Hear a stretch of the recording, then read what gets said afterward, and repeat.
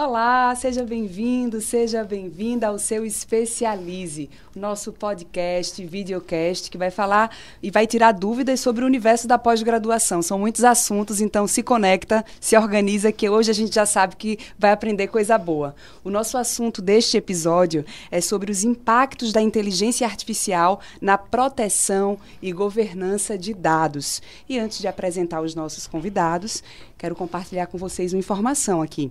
Em janeiro de 2024, o mundo digital viu um dos maiores vazamentos de dados de todos os tempos, chamado Moab, com 12 terabytes de informações e 26 bilhões de registros. Esse enorme vazamento inclui dados de várias fontes, inclusive de empresas que você pode utilizar, como o antigo Twitter, Canva, LinkedIn e Telegram. E aí, será que os seus dados estavam nesse meio? Calma, não se assusta não, senta aí, pega o papel e a caneta e vamos conversar sobre esse assunto. Os nossos convidados são Laura Marques, que é especialista em Direito Público, especialista em contratos, Direito Internacional e Direito Digital, especialista em Ciências Políticas e Relações Internacionais e também é docente de pós-graduação em Direito e coordenadora de Relações Internacionais da Uninassal. Seja bem-vinda. Muito obrigada, é um prazer estar aqui com vocês, compartilhando uma temática tão importante e recente como é o impacto da inteligência artificial na proteção de dados. Coisa boa. E o nosso segundo convidado é o Lucas Cerqueira, que é especialista em engenharia e análise de dados e mestrando em engenharia de software. Seja muito bem-vindo. Obrigado. E é um prazer estar aqui conversando com vocês sobre esse tema que é tão importante, que está em alta, inteligência artificial, junto com direito, com proteção de dados. E hoje vai ser uma conversa boa. Então, Lucas, para começar, o que é inteligência artificial além do chat GPT? É bem genérico, assim, inteligência artificial é quando tem um computador, basicamente, que vai tentar se adequar a nós humanos. Então, ele vai aprender e vai predizer alguma coisa. Por exemplo, a gente, desde pequenininho, a gente aprende a andar, né? Os nossos pais, eles vão aprendendo com a gente, ensinando a andar, ensinando a falar. Então, o computador é igual, né? Uma inteligência artificial é igual. A gente ensina ela e ela vai, depois, prever algo que você ensinou. Então, basicamente é isso, inteligência artificial. Muito bem, Laura. E a disseminação dessa inteligência artificial sem uma governança de dados pode prejudicar a sociedade? Com certeza. A gente teve uma grande preocupação a partir de meados de 2018, em que a gente teve um grande impacto da manipulação de informações através de vazamento de dados pelo Facebook.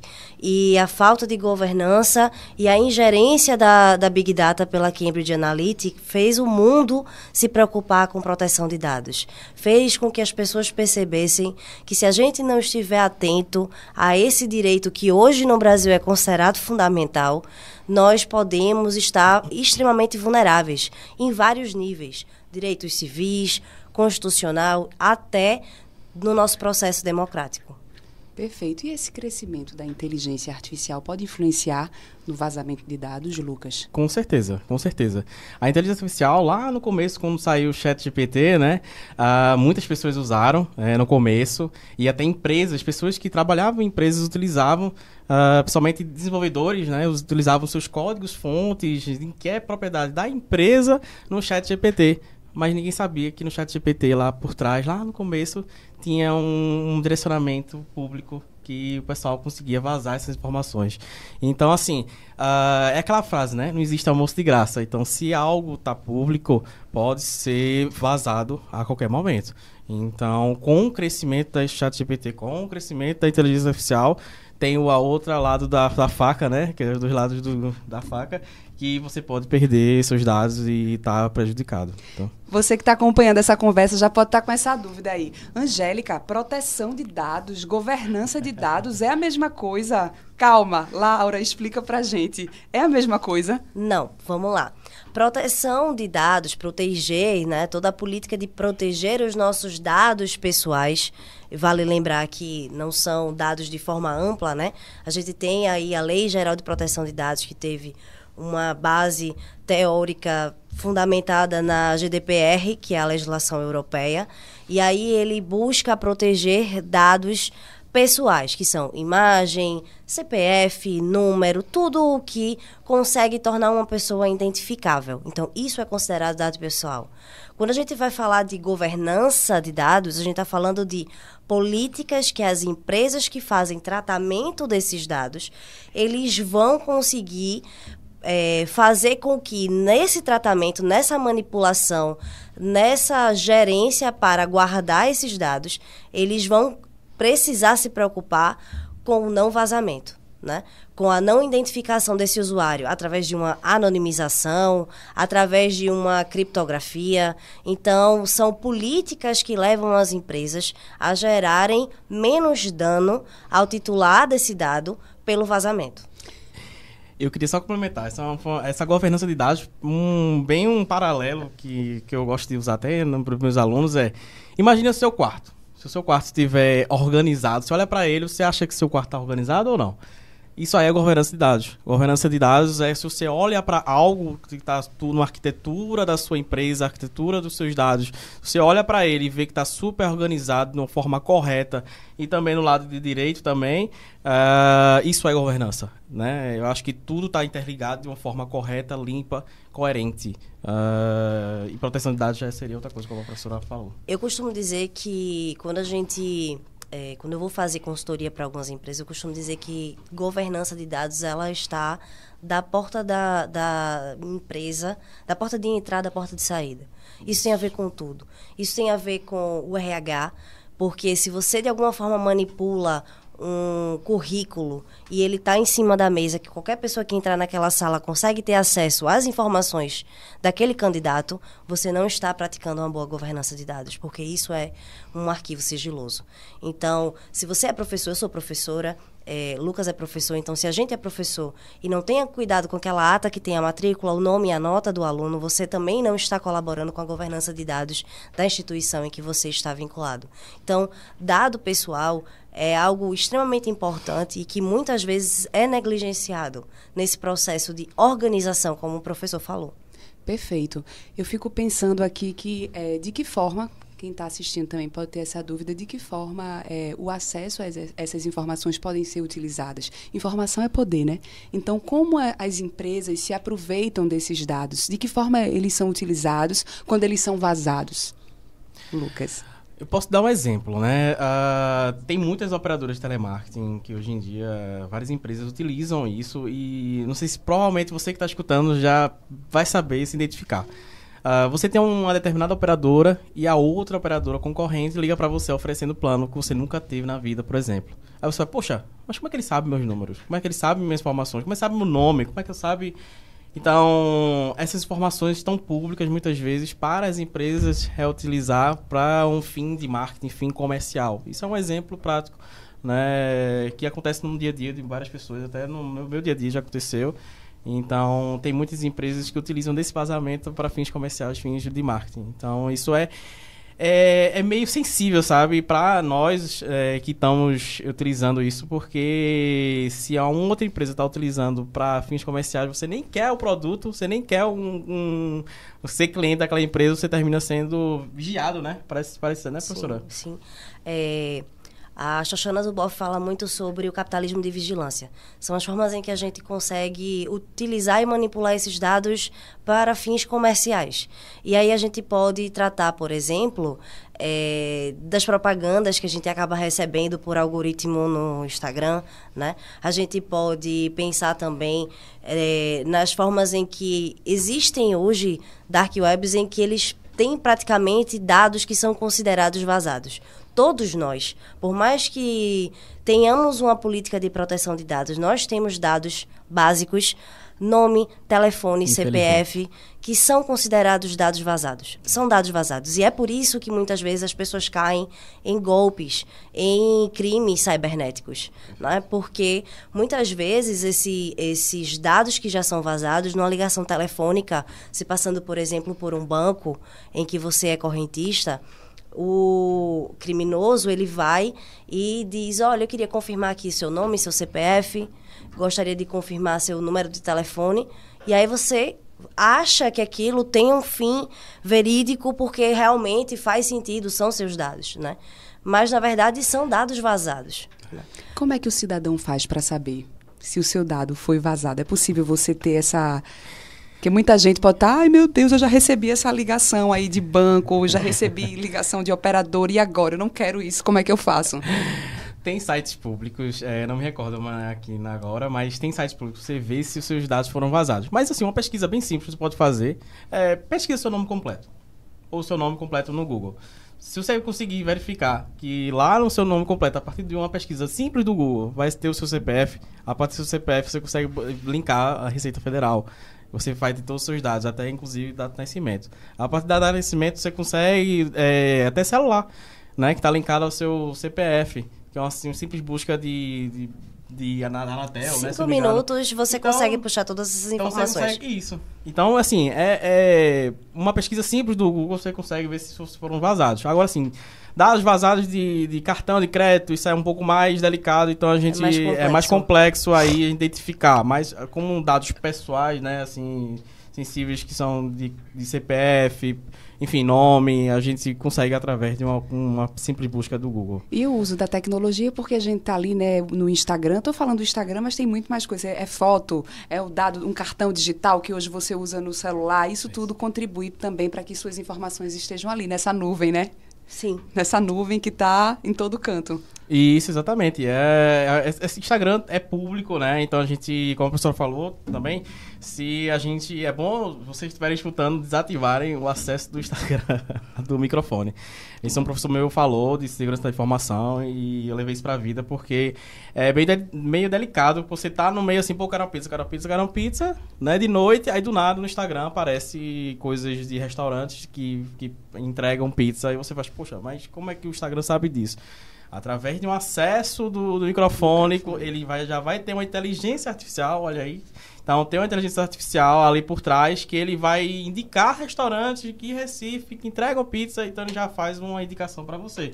Então, isso em questão de, às vezes, segundos, né? É bem delicado. Então, tudo que está público, inclusive sua voz, né? Inclusive seus cliques ali das curtidas, o Instagram pode... O Instagram, como as outras redes sociais, todas as redes sociais, isso. Essa é uma questão muito importante, porque muitas vezes a gente baixa os aplicativos, não só das redes sociais, mas aplicativos que transformam arquivos em PDF, né, como o CanScan e outros aplicativos mais. E esses aplicativos, eles pedem permissões de acesso dentro do celular. A câmera, a galeria de fotos, a microfone, você autoriza, não sabe nem o que está autorizando. E aí, né? muitas vezes, você na correria do dia a dia termina aceito e concordo. Aceito a política, li e, né? Li e concordo. Todos os contratos ali previstos, você vai e termina concordando e dizendo que teve toda a leitura e toda a concordância em relação à política que a empresa tem.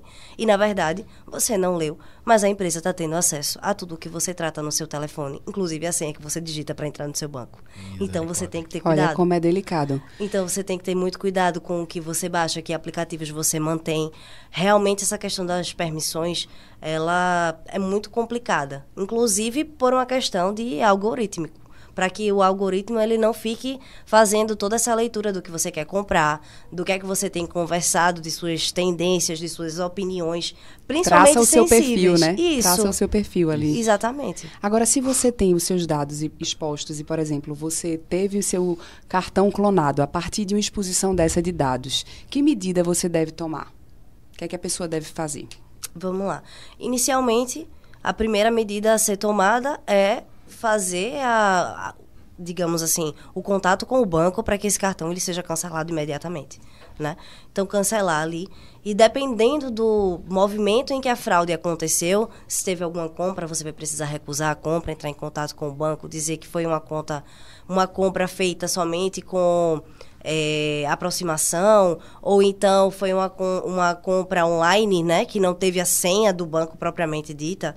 Então, você consegue, os bancos hoje, eles são muito atentos também ao teu perfil de compra. Então, se você compra muito fora da tua tendência, ele vai questionar, vai perguntar se foi você mesmo que fez a compra. E qualquer coisa, ele vai ali suspender até que você confirme se foi, de fato, o usuário que fez a compra. Mas, de qualquer forma, é importante deixar claro que nesses tipos de caso, não só cartão de crédito, mas quando a gente cai em golpes, né, através de ligação, através de contas do Instagram, a gente precisa ir nas delegacias que são próprias de crimes virtuais e fazer um boletim de ocorrência. Perfeito. Eu acho que poderia complementar o que a professora falou. Muitos aplicativos de bancos, eles têm acesso ao seu local, né? A sua localização, o seu GPS. E muito do que a professora falou agora, tem um traçamento do perfil do que você compra e do nada você compra outra coisa fora daquilo, então o banco faz, opa, como assim?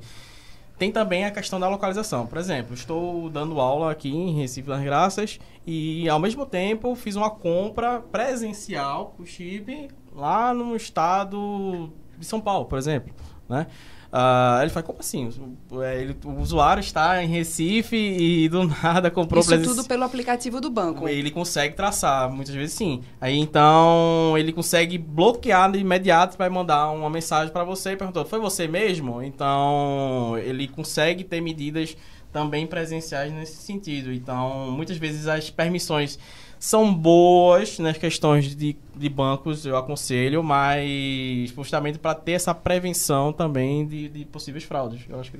E é possível ser indenizado em caso de você ter seus dados vazados e a partir daí você ter sido prejudicado de alguma forma mais direta? Vamos lá.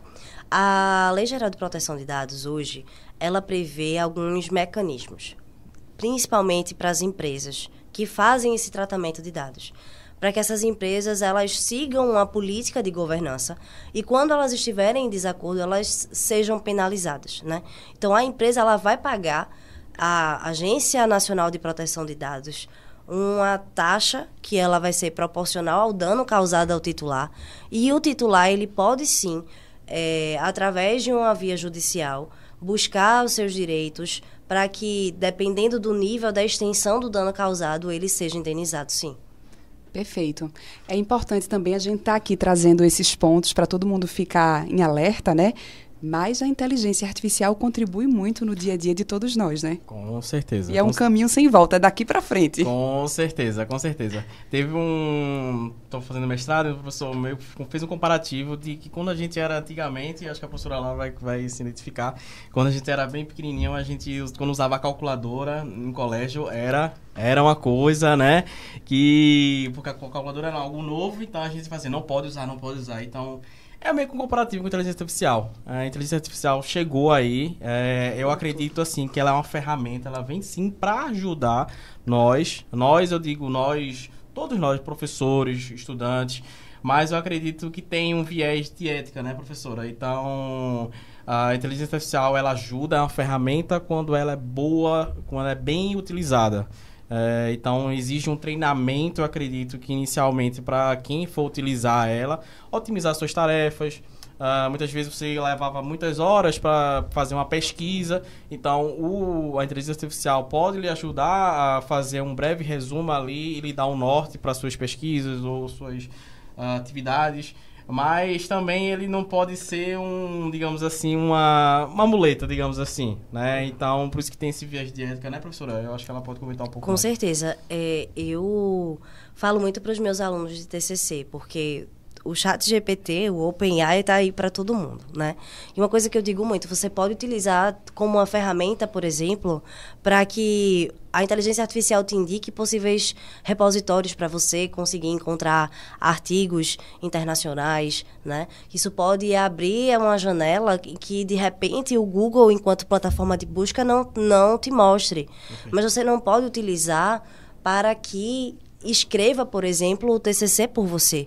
Porque aí você está utilizando a ferramenta, manipulando e já ultrapassando os direitos autorais.